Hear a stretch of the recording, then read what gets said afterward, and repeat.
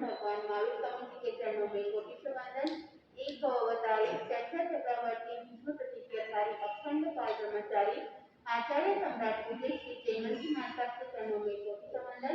उन्हीं के 11 प्रतिदर संग सुमेरु सरल मना प्रशांत चेता आचार्य सम्राट चंद्र जी महाराज जय लक्षाधिपति व्याख्यान वाचस्पति वचन सिद्ध साधक उग्र बिहारी आशु कवि बालो प्रगत आचार्य प्रवर्ती पापी चंद्र जी महाराज घोर तपस्वी उपादेश श्री गुमन चंद्र जी महाराज एसएस जैन समूह मार्ग के प्रारंभ करता अनुप्रेरणा ध्यान प्रणेता प्रवचन प्रभावक मेरे जीवन उद्धारक पूज्य गुरुदेव डॉक्टर श्री पदम चंद्र जी महाराज को वंदन करते हुए सभी गुरु भगवान को वंदन करती हूँ। समिति को विधि प्रणाम। मेरी शांतिनाथ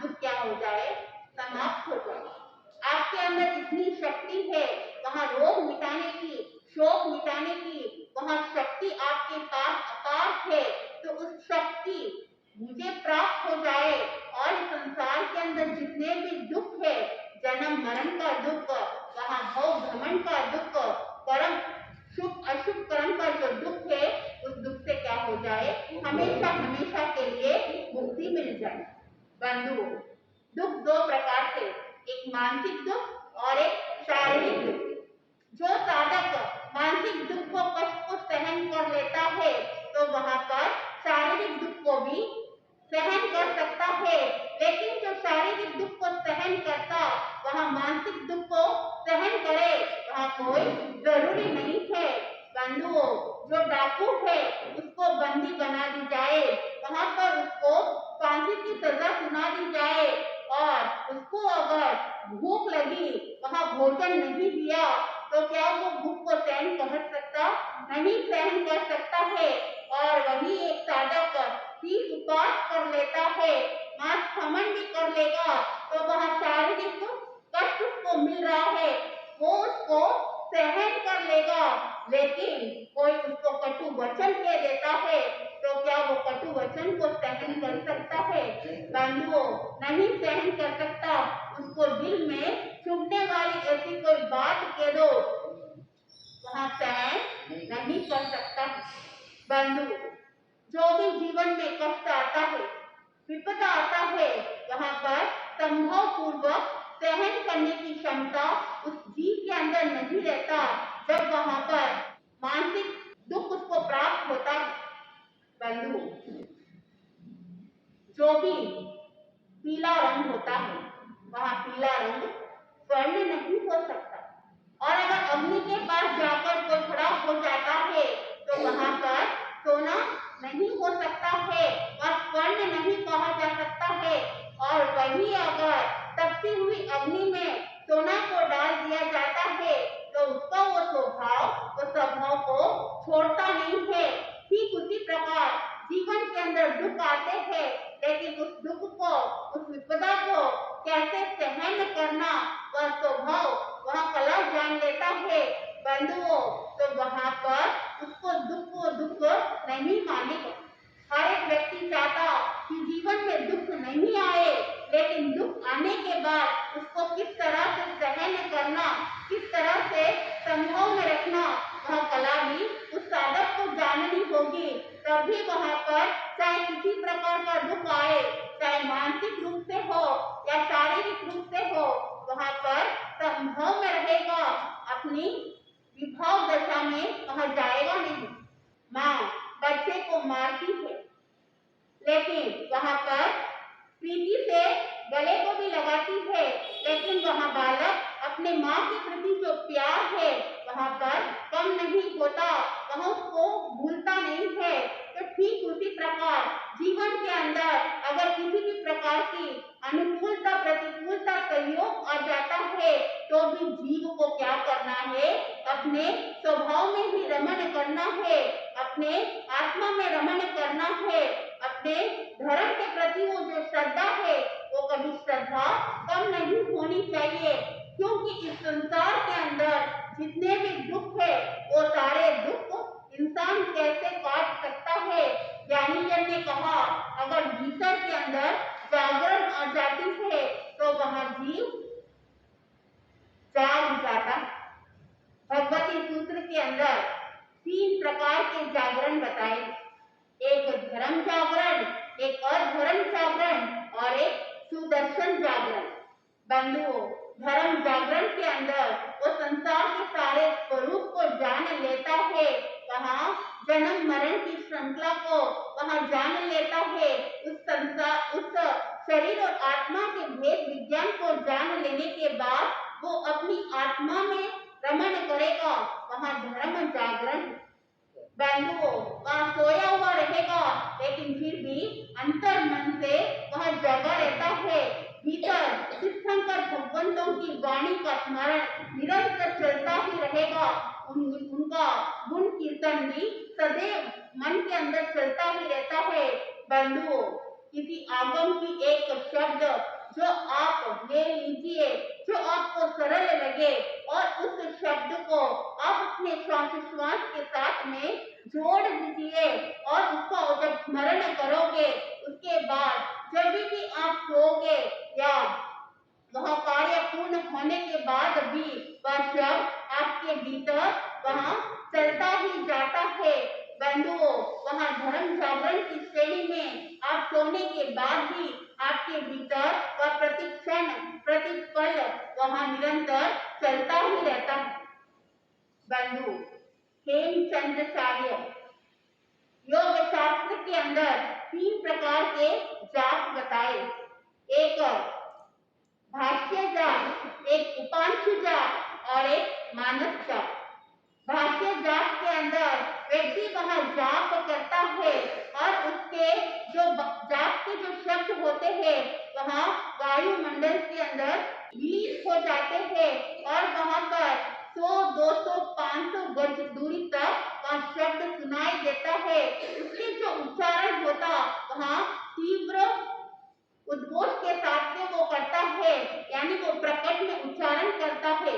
बंधुओं, ऐसा जो जाप होता है तो वह साधक के जो अशुभ फुटबॉल होता है, अशुभ वातावरण शुभ में बदल जाता है। दूसरा जाप है उपांशु जाप। उपांशु जाप के अंदर वह जाप तो करेगा लेकिन वह खुद के कानों तक ही सुनाई देगा, वहां दूसरे तक भी वो शब्द सुनाई नहीं दिया जाता है। बंधुओं, वह उपांशु जाप है जो मंद स्वर में बोलता है। तीसरा जाप बताया मानस जाप, यानी मन के अंदर ही वह श्वासोच्छ्वास के साथ में जाप करता है।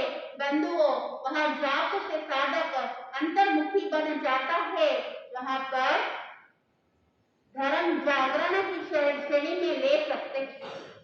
दूसरा अधर्म जागरण, यानी धर्म के विपरीत।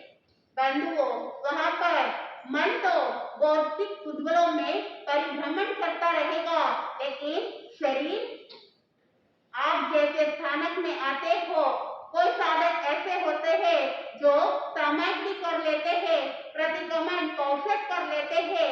शरीर तो यहाँ रहता है लेकिन मन कहाँ भटकता है।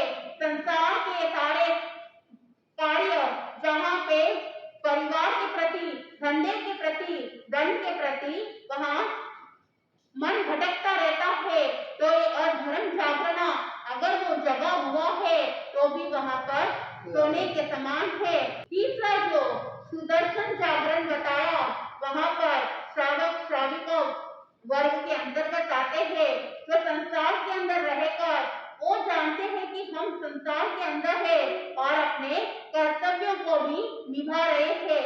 जब वहां पर संसार की सारी क्रियाएं करते हैं उस समय अधर्म जागरण, और जहां पर संवर सामायिक कौशल प्रतिक्रमण करते हो वहां पर धर्म जागरण, दोनों इसके अंतर्गत आ जाते हैं। बंधुओं, साधक सुदर्शन जागरण और अधर्म जागरण से ऊपर उठकर जब वहां पे धर्म जागरण में प्रवेश होता है तो वहां पर अपनी आत्मा में तल्लीन होते हुए वहां दुखों को संभव पूर्वक सहन करते हुए साधक निरंतर आगे बढ़ता रहता है। तो इस बड़ी साधु वंदना के अंदर ऐसे महापुरुषों का वर्णन मिलता है जो धर्म जागरण की ओर आगे बढ़े हैं और बढ़ते जा रहे हैं। बढ़ते बढ़ते कुछ ने संयम अंगीकार करके वहां पर मोक्ष को प्राप्त कर लिया और कुछ ऐसे साधक है जो मोक्ष प्राप्त करने वाले हैं। बंधु, आप सुन रहे थे पूर्व प्रवचन के अंदर 10 चक्रवर्ती, उसके अंदर कुछ चक्रवर्ती का वर्णन आपने सुना, भरत चक्रवर्ती, सगर, मघवा और सनत कुमार चक्रवर्ती। अब जो आप वर्णन सुनोगे वहां शांतिनाथ चक्रवर्ती। बंधुओं, आगे जो 3 बताए शांतिनाथ, कुंतुनाथ और अरनाथ, ये तीनों चक्रवर्ती के पद को भी प्राप्त किया और तीर्थंकर पद को भी प्राप्त किया। बंधु, चक्रवर्ती शांतिनाथ भगवान का पूर्व भाव हम देखेंगे। उन्होंने तीर्थंकर नामकरण का उपार्जन किया, इसका कारण क्या, क्यों उन्होंने तीर्थंकर नामकरण का उपार्जन किया? बंधुओं, पुंडरीकिनी नगरी का राजा गणरथ के यहाँ पर रानी श्यामती की कुक्षी में उत्पन्न हुए और वहां उनका पुत्र का नाम था मेघरथ।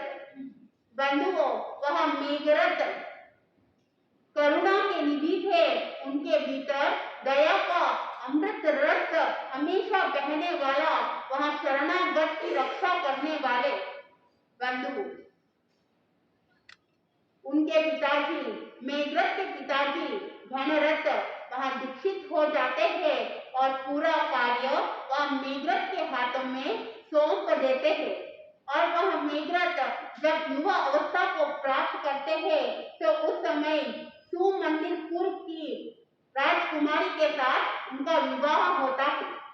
वहां पर उनके भीतर वह दया, करुणा, अहिंसा, इस तरह से अनेक गुण उनके अंदर विद्यमान था।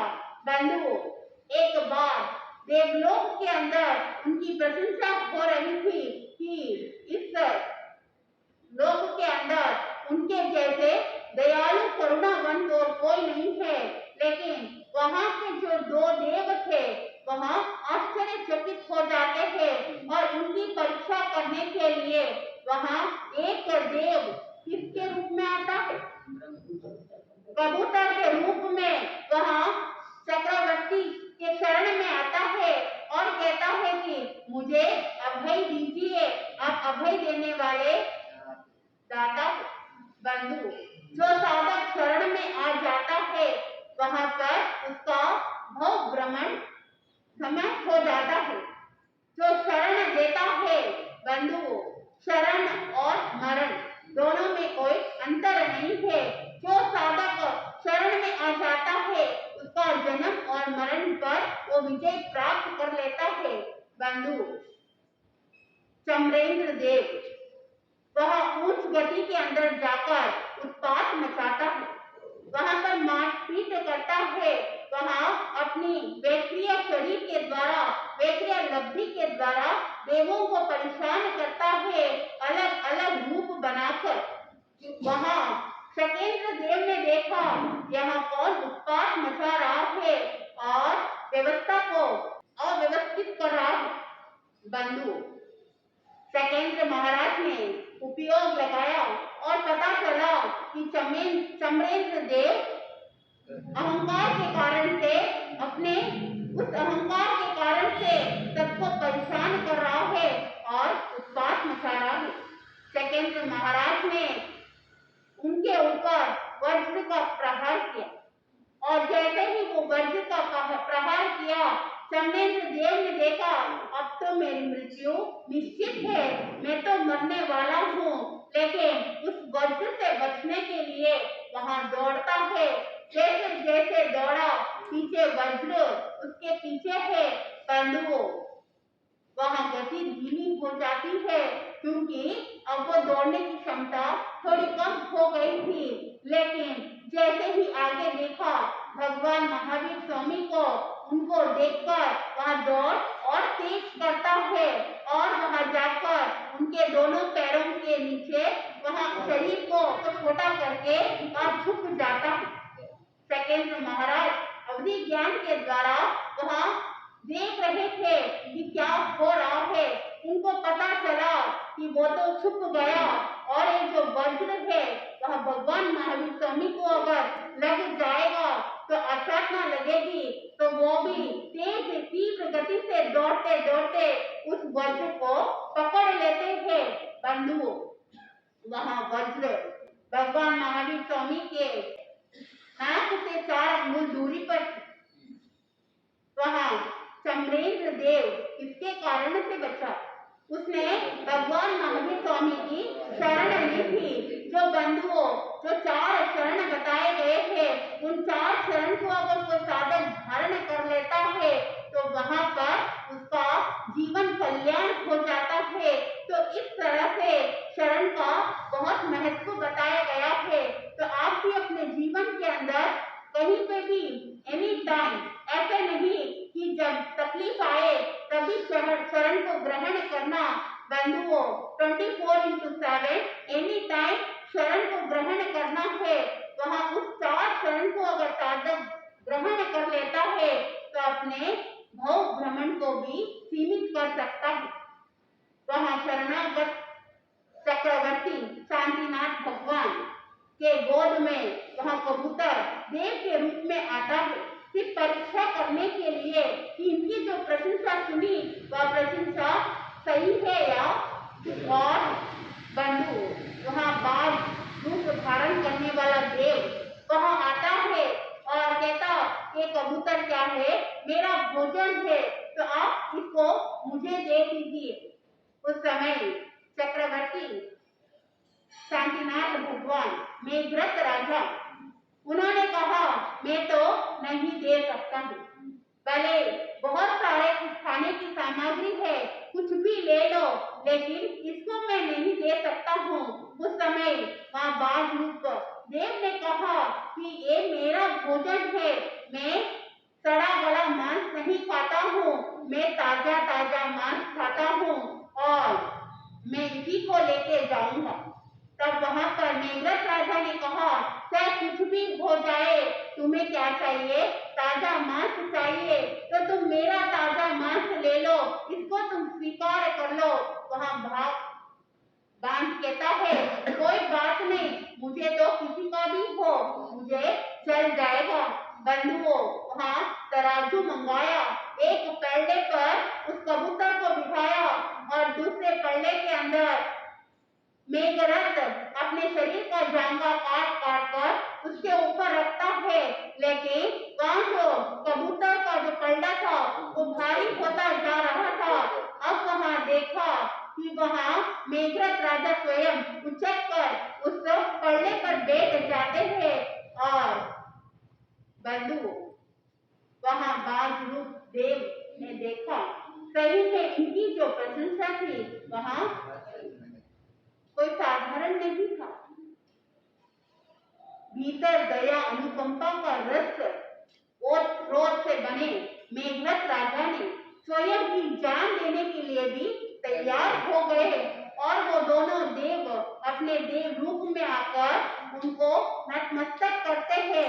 बंधुओं, केवल एक ही समस्या नहीं थी, एक ही परीक्षा नहीं था, इस तरह से अनेक परीक्षा मेघरथ राजा के जीवन में आया, फिर भी वहां पर संभव में थे दो इंद्राणी।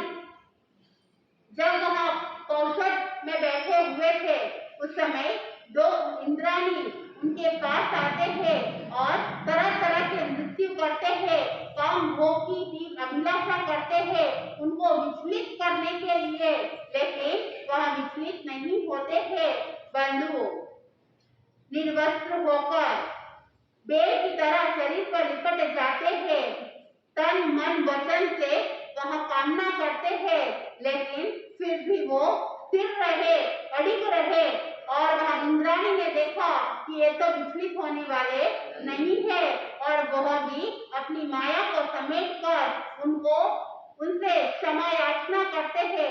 बंधुओं, मेघरथ राजा ने देखा संसार की असारता, ये सारा देखकर मेघरथ राजा के मन में दीक्षा की भावना आई और वो अपने बेटे मेघसेन को सारा राज्य सौंप देते हैं और वहां पर मेघरथ राजा के लघु भ्राता दृढ़रथ 700 पुत्र और 4000 राजाओं के साथ में वहां घनरथ मुनि के पास जाकर दीक्षित हो जाते हैं। तो इस तरह से राजा मेघरथ अपना जीवन का कल्याण कर लिया और वह दीक्षित होकर निर्विघ्न संयम की पालना करते हुए वहां पर स्वर्गात स्थित विमान में जाकर उत्पन्न होते हैं। बंधुओं, आगे के प्रवचन की श्रृंखला के अंदर आपको बताया जाएगा कि शांतिनाथ भगवान जो है उनके कारण से वहां मृगी जो रोग था पूरे नगर में फैली हुई थी और वह रोग उनके कारण से समाप्त हो गई। तो आगे के चक्रवर्ती का जैसे जैसे आप सुनो